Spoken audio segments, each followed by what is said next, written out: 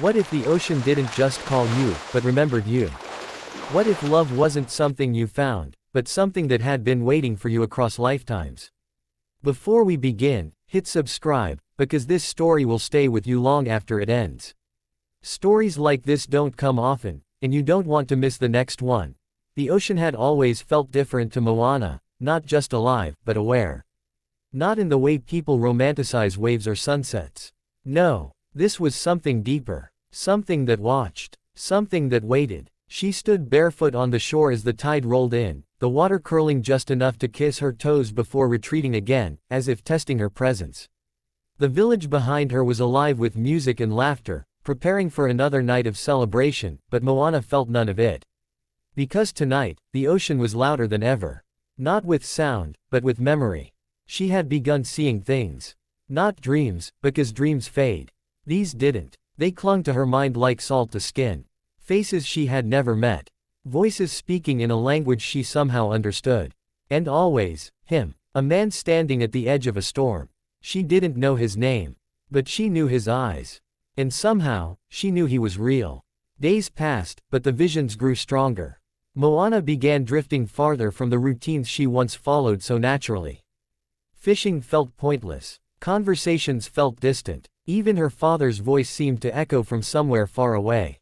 Because every time she closed her eyes, he was there. Closer now. Watching her too. One night, unable to bear the pull any longer, she took a canoe and set out alone. The ocean didn't resist. It guided. The waves moved differently beneath her, steady and deliberate, like a path unfolding. Hours passed. Or maybe it was days. Time no longer behaved the way it should. Then the storm came. Not suddenly, but like it had been waiting. Dark clouds swallowed the sky. Thunder cracked open the silence. And for the first time in her life, Moana hesitated. But the ocean didn't pull back. It pushed her forward. The waves grew violent, towering above her. Her canoe splintered beneath the force, throwing her into the churning water.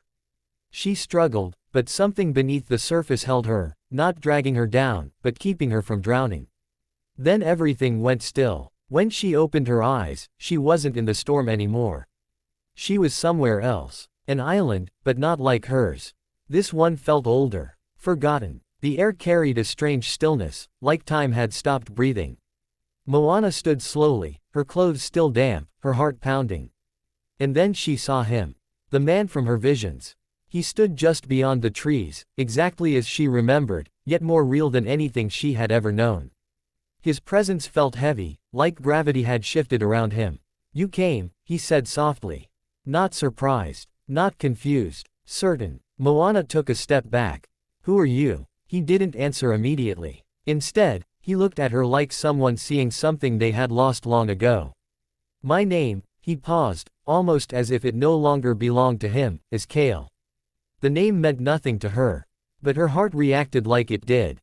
Kale had been trapped. Not in chains. Not in walls. But in time itself. Years, centuries perhaps, had passed while he remained on that island. Bound by something he didn't fully understand. Something tied to the ocean, and now, to her. "You shouldn't be here," he said eventually. "And yet I am," Moana replied, her voice steadier than she felt. The wind shifted between them. "You were calling me," she added. Kale's expression darkened. "I wasn't." "Yes," she said, stepping closer, "you were." What followed was not explanation, but recognition. Fragments of memory began aligning between them. Not complete, but enough. They had met before. Not in this life. Not on this island. But somewhere else, long before either of them could remember. A love unfinished. A promise broken. A fate interrupted. But something else was there too. Something darker. The island wasn't just holding Kale. It was feeding on him.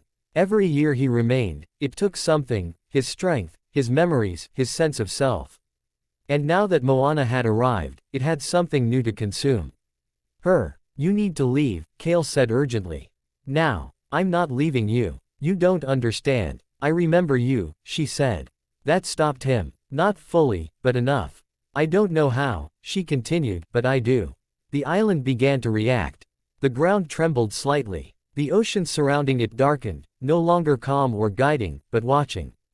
Testing. Because love, real love, was not something it would let go easily. They had one chance to break whatever held him there. But it required something neither of them wanted to face. The truth. Kale had not been trapped by accident. He had made a choice. Long ago, in a life Moana could barely recall, he had chosen power over love. Chosen to control the ocean rather than live with it. And the ocean had answered. By taking everything from him. Including her. You chose this, Moana whispered. I didn't know what it would cost, he replied. But now you do. The only way to break the curse was for him to let go. Not of the island, not of the ocean, but of her. The realization hit harder than any storm. Because this time, love wasn't about finding each other. It was about choosing to lose each other. The ocean began to rise again, swirling around the island. Time was running out. If you stay, Kale said, it will take you too. Then we end it together. No, he said firmly, stepping back, we end it right. For the first time, Kale moved away from her. Not because he didn't love her. But because he finally understood what love required. Sacrifice. I won't forget you, Moana said, tears mixing with saltwater. You will, he replied gently.